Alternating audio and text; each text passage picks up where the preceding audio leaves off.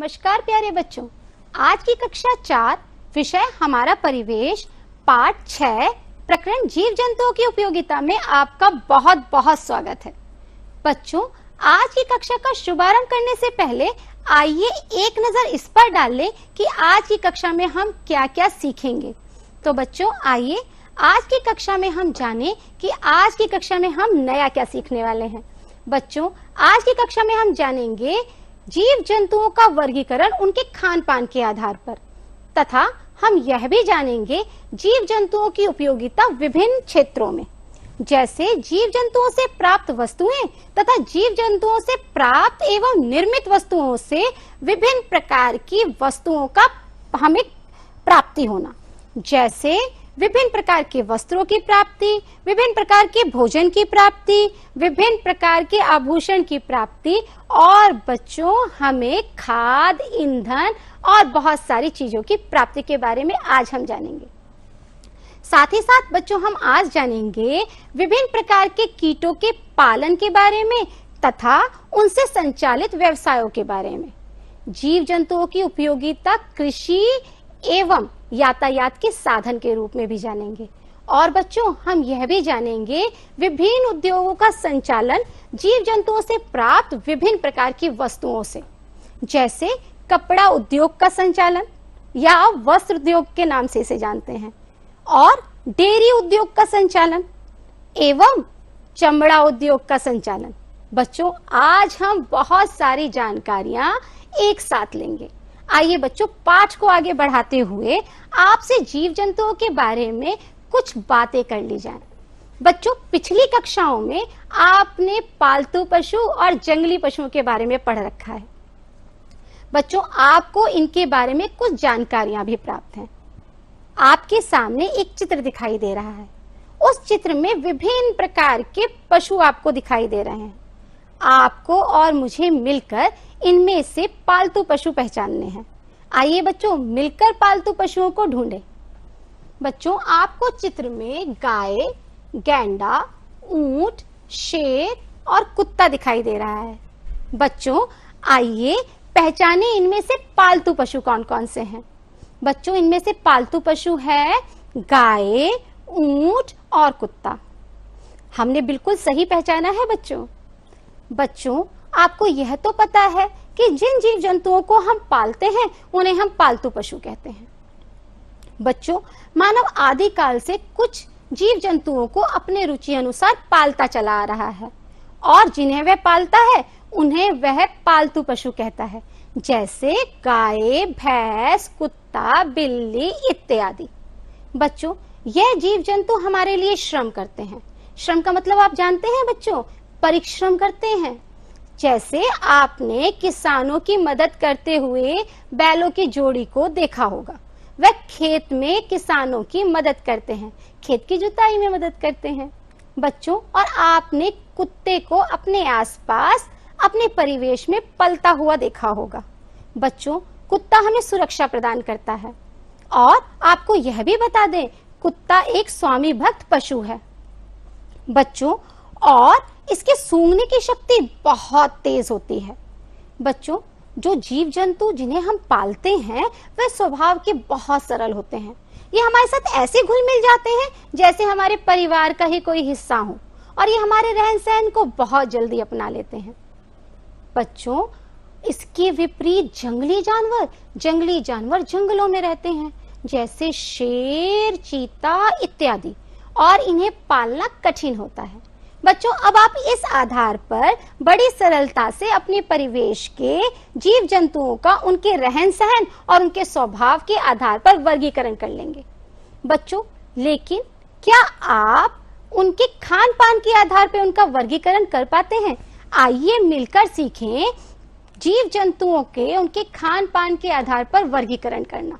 बच्चों हम खान पान के आधार पर जीव जंतुओं को 3 वर्गों में बांटते हैं, शाकाहारी पशु, मांसाहारी पशु और सर्वाहारी पशु। आइए बच्चों एक एक करके इनके बारे में विस्तार से जानें। बच्चों शाकाहारी पशु जैसा नाम से ही ज्ञात हो रहा है, शाक मतलब वनस्पति। बच्चों अगर हम शाकाहारी पशुओं को परिभाषित करें तो कैसे करेंगे? वह जीव जंतु जो अपने भोजन में पौधे तथा पादप उत्पादों को ग्रहण करते हैं उन्हें हम शाकाहारी पशु कहते हैं, जैसे गाय, भैंस इत्यादि। और अगर हम सरल भाषा में इसको परिभाषित करें तो वह जीव जंतु जो अपने भोजन में पौधे, अनाज, बीज, फल, सब्जी इत्यादि ग्रहण करते हैं उन्हें हम शाकाहारी पशु कहते हैं। आइए बच्चों, अब हम मांसाहारी पशुओं के बारे में जान लेते हैं। बच्चों, मांसाहारी जैसा इससे भी नाम से ज्ञात हो रहा है, मांस खाने वाले पशु। बच्चों, मांसाहारी पशु वह पशु होते हैं जो अपने खान पान में सिर्फ मांस का सेवन करते हैं, जैसे शेर, चीता इत्यादि। बच्चों, अब आपकी रोचकता यहाँ पर बढ़ जाएगी जब आपको यह पता चलेगा कि कुछ जीव जंतु अपने आहार में शाकाहारी एवं मांसाहारी दोनों प्रकार के भोजन ग्रहण करते हैं।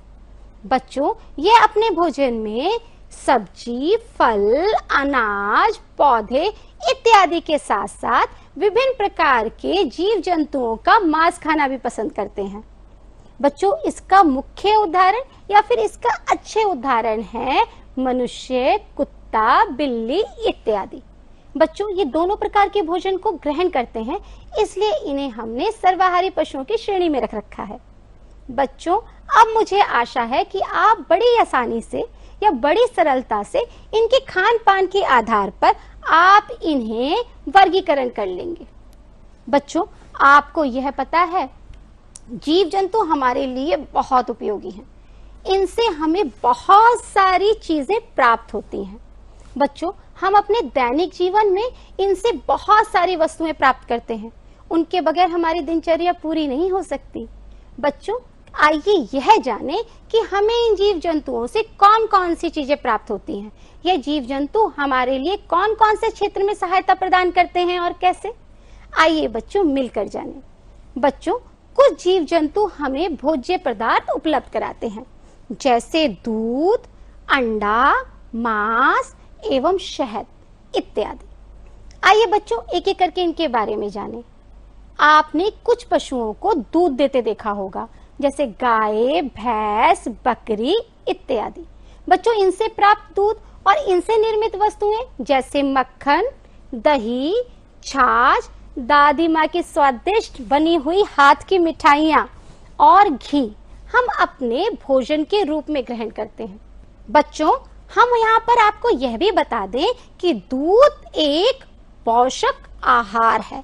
इसके अंदर सभी प्रकार के पोषक तत्व मिलते हैं। आप ऐसे भी कह सकते हैं दूध एक संपूर्ण आहार है। दूध में कैल्शियम होता है, ये हमारी हड्डियों को मजबूती प्रदान करता है।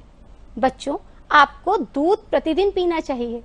आइए बच्चों, अब आपको यह बता दें कि कुछ लोग दूध देने वाले पशु जैसे गाय, भैंस, बकरी को अपने रुचि अनुसार पालते हैं और उनसे प्राप्त दूध तथा उनसे निर्मित वस्तुएं हम तक पहुंचाते हैं और पैसे कमाते हैं। इस उद्योग को हम डेयरी उद्योग कहते हैं। बच्चों, हम इनसे प्राप्त दूध और इनसे निर्मित चीजों को खाकर शक्तिवान बनते हैं। आइए बच्चों, अब यह जान लें कि कुछ खाद्य पदार्थ में अंडे का प्रयोग होता है, जैसे बिस्किट, केक इत्यादि। बच्चों, हमें यह सब भोज्य पदार्थ बहुत अच्छे लगते हैं, पर यह आप बता सकते हैं या क्या आप जानते हैं कि यह अंडा हमें कौन से जीव जंतुओं से प्राप्त होता है। बच्चों, आइए जानें। यह जीव जंतु जैसे बत्तख, मुर्गी इत्यादि पशुओं से, जीव जंतुओं से हमें अंडे की प्राप्ति होती है। बच्चों, अभी आपने सर्वाहारी पशुओं के बारे में पढ़ा। वह दोनों तरह के भोजन को ग्रहण करते हैं, शाकाहारी एवं मांसाहारी। बच्चों, वह अपने भोजन में कुछ विभिन्न प्रकार के जीव जंतुओं का मांस खाना भी पसंद करते हैं, जैसे मीट, मछली इत्यादि। वहां पर भी यह जीव जंतु हमारे भोजन को के रूप में हमारी मदद करते हैं। आइए बच्चों, अब यह जानें कि शहद हमें कहां से उपलब्ध होता है और यह हमारे लिए क्यों उपयोगी है। बच्चों, शहद हमें मधुमक्खी से प्राप्त होता है और यह हमारे लिए इसलिए उपयोगी है क्योंकि यह एक औषधि के रूप में भी कार्यघर है। मधुमक्खी के परिवार में कौन कौन से सदस्य होते हैं और वह कौन कौन से सक्रिय भूमिका निभाते हैं। बच्चों, जिस प्रकार से हम घर में रहते हैं और जहां हम रहते हैं उसे घर कहते हैं, ठीक उसी प्रकार से मधुमक्खियां जहां रहती हैं उसे हम छत्ता कहते हैं। मधुमक्खियों का वास स्थान छत्ता होता है, या आप ऐसे कह सकते हैं कि मधुमक्खियां छत्ते में रहती हैं। बच्चों, जिस प्रकार से हम अपने परिवार के साथ बहुत सारे सदस्यों के साथ रहते हैं, जैसे दादाजी, दादी जी, चाचा जी, चाची जी और बहुत सारे परिवार के सदस्यों के साथ रहते हैं, ठीक उसी प्रकार से मधुमक्खियां भी अपने परिवार के सदस्यों के साथ रहती हैं। और हम लोग बहुत मिलजुल कर रहते हैं और हमारे कार्य भी बटे हुए होते हैं। कुछ लोग बाहर का कार्य करते हैं और कुछ लोग घर का कार्य करते हैं। ठीक उसी प्रकार से मधुमक्खियां भी कुछ लोग बाहर के काम करती हैं और कुछ घर का कार्य करती हैं। बच्चों, आइए मधुमक्खी के परिवार को विस्तार से जानें। बच्चों, मधुमक्खी के परिवार में 3 सदस्य होते हैं, रानी मधुमक्खी, नर मधुमक्खियां और कुछ मादा श्रमिक मधुमक्खियां। बच्चों, आइए अब इनके कार्य के बारे में विस्तार से जानें। बच्चों, रानी मधुमक्खी एक ही होती है, या यूं कहा जाए कि प्रत्येक छत्ते में एक ही रानी मधुमक्खी होती है और उसका कार्य अंडे देने का होता है। बच्चों, इसका जीवन काल लगभग 3 वर्ष का होता है और इनके साथ नर मधुमक्खियां रहती हैं। नर मधुमक्खियों के साथ कुछ मादा श्रमिक मधुमक्खियां भी रहती हैं। बच्चों, मादा श्रमिक मधुमक्खियां बहुत महत्वपूर्ण भूमिका निभाती हैं। यह बहुत सारा कार्य करती हैं और ये संख्या में भी ज्यादा होती हैं। बच्चों, इनका कार्य होता है मधुमक्खी के छत्ते की सुरक्षा करना या देखभाल करना और अंडों की रखवाली करना, मोम पैदा करना, फूलों के रस की खोज करना और बच्चों फूलों के रस से शहद बनाना। और भी बहुत सारे कार्य होते हैं इनके पास। बच्चों, इनका जीवन काल लगभग 40 से 45 दिन का होता है। बच्चों, आपको यहाँ पर हैरानी होगी जब आपको यह पता चलेगा कि यह मादा श्रमिक मधुमक्खियां डंक भी मारती हैं। ये वही मक्खियां हैं जो हमें डंक मारती हैं। ये हमें डंक क्यों मारती हैं? क्योंकि इनकी जिम्मेदारी होती है मधुमक्खी के छत्ते की सुरक्षा करना।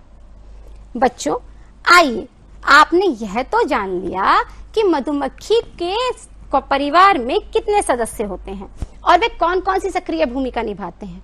पर बच्चों, क्या आप जानते हैं कि मधुमक्खी के छत्ते से शहद हम तक कैसे पहुंचता है? आइए बच्चों, अब एक नजर इस पर डालें। बच्चों, जिस प्रकार से कुछ लोग विभिन्न प्रकार के जीव जंतुओं को अपने रुचि अनुसार पालते हैं ना, ठीक उसी प्रकार से कुछ लोग कीट पालन करते हैं, कुछ लोग मधुमक्खी पालते हैं और उसे हम कहते हैं मधुमक्खी पालन। बच्चों, मधुमक्खी के पालन को हम एपीकल्चर कहते हैं। ये शब्द आपके लिए एकदम नया है, आइए इसे एक बार दोहरा लेते हैं। मधुमक्खी पालन को हम एपीकल्चर कहते हैं। बच्चों, इस प्रक्रिया के लिए एक विशेष प्रकार का बक्सा होता है, उसके अंदर हम मधुमक्खी के छत्ते को रख देते हैं और उस मधुमक्खी के छत्ते को जहां हमने रखा है, जिस बक्से में रखा है, उसे हम मधुमक्खी शाला कहते हैं। बच्चों, मधुमक्खी शाला में से हम नवीन प्रकार के उपकरणों द्वारा शहद की प्राप्ति करते हैं बच्चों, और वह शहद हम तक पहुंच जाता है। बच्चों, आपने यह भी जान लिया कि शहद हम तक कैसे पहुंचता है, मधुमक्खी का पालन कैसे होता है। क्या आप यह भी बता सकते हैं, कुछ उदाहरण ऐसे दीजिए जो कीट आपस में मिलकर समूह में रहते हों। बच्चों, आइए मिलकर उसके बारे में जानें। वह उदाहरण है चींटी, ततैया और दीमक। और भी बहुत सारे आपके पास उदाहरण है, लेकिन ये कुछ मुख्य उदाहरण है। बच्चों, आपने चींटी देखी है? चींटी कतार में चलती है और एक साथ रहती हैं। बच्चों, जिस प्रकार से मधुमक्खियां एक साथ रहती हैं, मिलजुल कर रहती हैं, ठीक उसी प्रकार से चींटियां भी मिलजुल कर एक परिवार में रहती हैं। आइए एक नजर चींटी के परिवार में भी डाल लें। बच्चों, चींटी के परिवार में भी 3 सदस्य होते हैं, रानी चींटी, सिपाही चींटियां और काम करने वाली चींटियां। बच्चों, रानी चींटी अंडे देती है, सिपाही चींटी बिल की सुरक्षा करती हैं और आपका काम करने वाली चींटियां बाहर से खाना ढूंढकर लाकर बिल तक पहुंचा देती हैं। बच्चों, थी ना रोचक जानकारी? आप लोगों को अब पाठ में मजा आ रहा होगा। अब आप पाठ का आनंद ले रहे होंगे क्योंकि आपको नित नित नई जानकारियां प्राप्त हो रही हैं। बच्चों, आपने यह तो जान लिया कि हमें कुछ भोज्य पदार्थ पशुओं द्वारा और कुछ कीटों द्वारा प्राप्त हो रहे थे। बच्चों, क्या आप बता सकते हैं या आप जानते हैं कि कुछ वस्त्र भी हमें पशुओं द्वारा प्राप्त होते हैं? बच्चों, सर्दियों में हम कौन कौन से कपड़े पहनते हैं? सर्दियों से बचने के लिए हम स्वेटर, शॉल, टोपी, मोजे इत्यादि पहनते हैं। वह कौन से वस्तु से बनती है? बच्चों, वह ऊन से बनती है। और ऊन हमें कहां से प्राप्त होती है? ऊन हमें भेड़ों द्वारा प्राप्त होती है। बच्चों, आपको यह पता चल गया कि भेड़ों द्वारा हमें ऊन की प्राप्ति होती है और सर्दियों में यह वस्त्र हमें ऊष्मा देते हैं। बच्चों, ऊष्मा का मतलब पता है? यह ऊन हमें गर्माहट देती है और सर्दियों से बचाती है। बच्चों, जिस प्रकार से हमें कीटों द्वारा भोजन की प्राप्ति हो रही थी, ठीक उसी प्रकार से कुछ कीटों द्वारा हमें वस्त्र की प्राप्ति भी होती है। आइए बच्चों, मिलकर जाने वह कौन सा कीट है जिससे हमें वस्त्र की प्राप्ति होती है। बच्चों, हमें रेशम कीट से रेशम की प्राप्ति होती है। बच्चों, जिस प्रकार से कुछ लोग मधुमक्खी पालन करते हैं, उसी प्रकार से कुछ लोग रेशम कीट का पालन करते हैं। रेशम कीट पालन को हम सेरीकल्चर कहते हैं। यह शब्द भी आपके लिए एकदम नया है। आइए इसको मिलकर जाने। रेशम कीट के पालन को हम सेरीकल्चर कहते हैं। बच्चों, रेशम कीट पालन में बहुत संयम चाहिए होता है। इसमें बहुत मेहनत भी है। बच्चों, यह परिधान पूरी दुनिया भर में मशहूर है क्योंकि ये बहुत खूबसूरत होते हैं और बहुत महंगे भी होते हैं। बच्चों, यह परिधान हमें अपनी ओर आकर्षित करते हैं। बच्चों, जिस प्रकार से हमें वस्त्र की प्राप्ति होती है, ठीक उसी प्रकार से हमें कुछ आभूषण की प्राप्ति भी कीटों द्वारा होती है। आप तो आश्चर्यचकित हो गए। बच्चों, आपका आश्चर्यचकित होना स्वाभाविक भी है क्योंकि हमें यह तो पता था कि कुछ भोजन की हमें प्राप्ति होती है, वस्त्रों की प्राप्ति होती है, पर आभूषण की भी प्राप्ति होती है, यह हम आज जानेंगे। बच्चों, लाख के कीट की खेती होती है और लाख के कीट से हमें लाख की प्राप्ति होती है और लाख से हम तरह तरह के आभूषण बनाते हैं। बच्चों, आपने लाख के कंगन, लाख की चूड़ियां, माला इत्यादि के बारे में सुना होगा। बच्चों, आपको यह भी पता है यह जो आभूषण हैं यह प्राकृतिक हैं। बच्चों, आपको यह भी पता चल गया कि हमें कुछ आभूषण की प्राप्ति भी कीटों द्वारा होती है। क्या बच्चों, आप यह भी जानते हैं कि ऊन की प्राप्ति हमें सिर्फ भेड़ से नहीं बल्कि एक जीव जंतु और है जिसके द्वारा हमें ऊन की प्राप्ति होती है। बच्चों, वह है पहाड़ी बकरी। पहाड़ी बकरी की एक विशेष नस्ल से हमें पश्मीना ऊन की प्राप्ति होती है। बच्चों, पश्मीना भी बहुत महंगा है क्योंकि इसकी विशेषता यह है कि ये बेहद पतली होती है, लेकिन ये पतले होने के बावजूद भी बहुत गर्म होती है। बच्चों, यह हमें ऊष्मा देती है। आपको यह बता दें कि पहाड़ी इलाकों में बहुत सर्दी पड़ती है, वहां तो बर्फ भी पड़ती है। बच्चों, वहां ये ऊन एक वरदान के रूप में काम आती है। वहां के लोग इसे पहनकर अपने को सर्दी से बचाते हैं, बेहद ठंड से बचाते हैं। बच्चों, थी ना रोचक जानकारी? आइए बच्चों, अब हम पाठ के और आगे चलते हैं और नित नित नई जानकारियां प्राप्त करते हैं। बच्चों, आपको यह भी बता दें कि जीव जंतु सिर्फ भोजन, वस्त्र, आभूषण इत्यादि में हमारा सहयोग नहीं करते, बल्कि वह हमारे पर्यावरण के क्षेत्र में भी कार्य में हमारी मदद करते हैं। वह हमारे लिए यातायात के साधनों में मदद करते हैं। बच्चों, हजारों साल पहले जब हमारे पास कोई भी सवारी नहीं थी, जैसे कार, गाड़ियां और बड़ी बड़ी ट्रेनें इत्यादि, वहां यह जीव जंतु हमारे बहुत काम आते थे।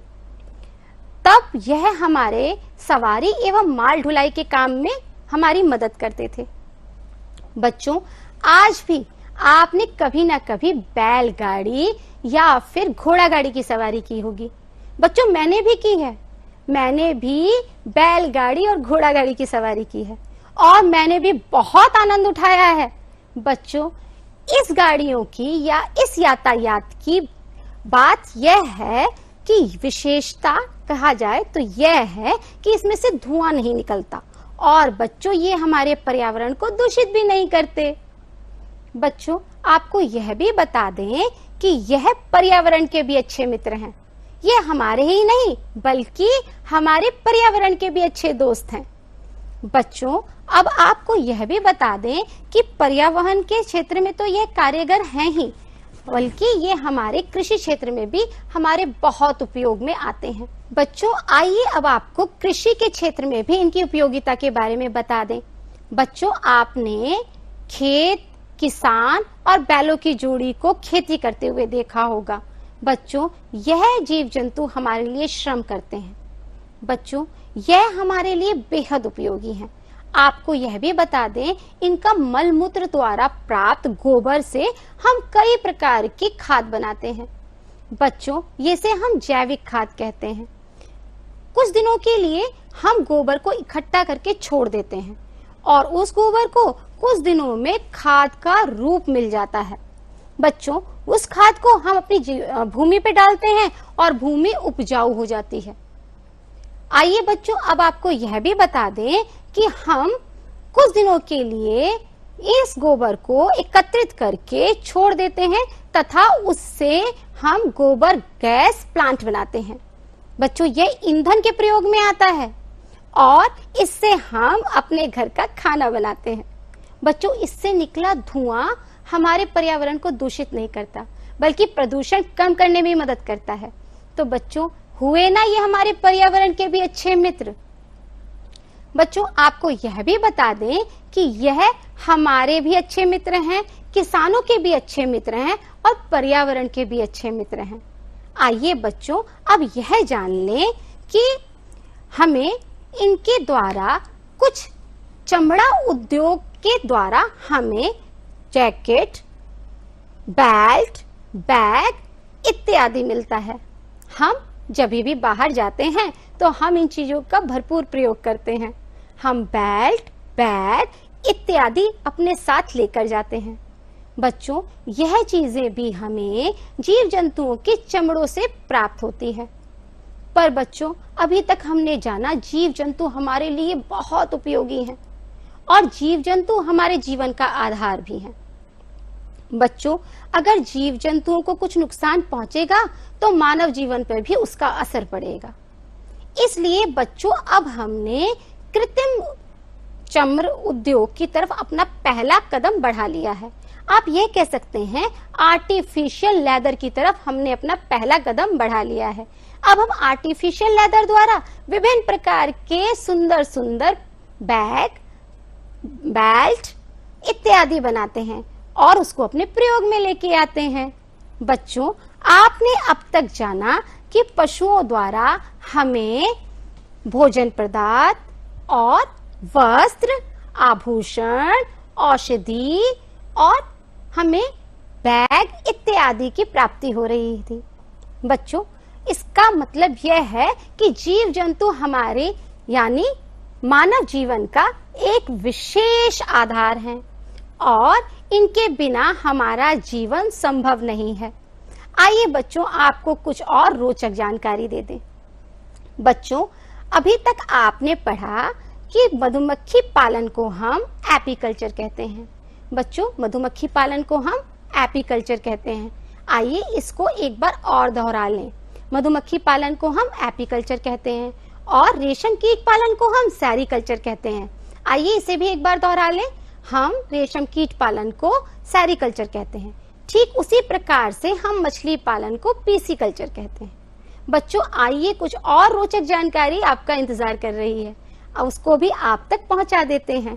बच्चों, सबसे पहला पाले जाने वाला जानवर कुत्ता था, क्योंकि जब मनुष्य को अपनी सुरक्षा का अनुभव हुआ होगा या उसे अपनी सुरक्षा के लिए किसी की जरूरत पड़ी होगी तो उसने कुत्ता पाला होगा, क्योंकि कुत्ता बहुत वफादार जानवर है।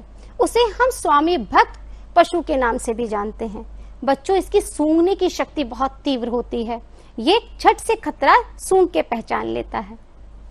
आइए बच्चों, अब यह भी जानें कि हजारों साल पूर्व जीव जंतुओं ने हमने कबूतरों को संदेश वाहक के रूप में जाना था और पाला था। यह हमारे संदेशों को एक जगह से दूसरी जगह बड़े आसानी से पहुंचा देते थे और केंचुए भी किसानों की बहुत मदद करते थे। कैसे? क्योंकि यह जमीन में रहते हैं और जमीन को उपजाऊ बनाते हैं। बच्चों, जब जीव जंतु हमारे लिए इतने उपयोगी हैं, तो आइए उनके आभार में एक कविता गा ली जाए। जीव जंतु हैं बहुत उपयोगी, इनका रहे हमेशा साथ, मिलती रहे इनसे निर्मित वस्तुएं, ऊन, रेशम, औषधि और श्रृंगार। बच्चों, इनके लिए सदा संजोए रखना अपने हृदय में पूर्ण समर्पण, प्यार और आभार। बच्चों, इसका उद्देश्य क्या है? सभी जीव जंतु और पर्यावरण की हमें रक्षा करनी है और हम इसका प्रण भी लेते हैं। बच्चों, आज हमने क्या क्या सीखा? आइए एक नजर इस पे डाल लेते हैं। बच्चों, आज हमने सीखा जीव जंतुओं का वर्गीकरण उनके खान पान के आधार पर, विभिन्न क्षेत्रों में जीव जंतुओं की उपयोगिता तथा मधुमक्खी और अन्य कीटों के पालन एवं व्यवसाय के बारे में। बच्चों, पाठ के अंत की ओर चलते हुए आपको कुछ गृह कार्य दे दिए जाएं। बच्चों, आपको एक तालिका दिख रही है। तालिका में जीव जंतुओं के नाम, प्राप्त वस्तुएं और निर्मित वस्तुएं आपको दिखाई दे रही हैं। आपको उनकी जगह चित्र लगाने हैं। जैसे भेड़, भेड़ का चित्र लगाया। भेड़ से प्राप्त क्या होती है? ऊन। और ऊन से निर्मित क्या क्या चीजें हैं बच्चों? शॉल, स्वेटर इत्यादि। जो आपको पसंद हो आप वो लगा दीजिएगा। उसके साथ आपको एक प्रोजेक्ट कार्य भी करना है। आपको अपने परिवार से बातचीत करनी है। आपके मम्मी पापा या दादा दादी ने कभी न कभी कोई न कोई जीव जंतु पाला होगा और उनके स्वभाव और उनके रहन सहन के बारे में आपको उनसे पता करके अपनी उत्तर पुस्तिका में लिखना होगा। बच्चों, आज की कक्षा की समाप्ति यहीं होती है। अगली कक्षा में आपसे पुनः भेंट होगी। तब तक के लिए नमस्कार।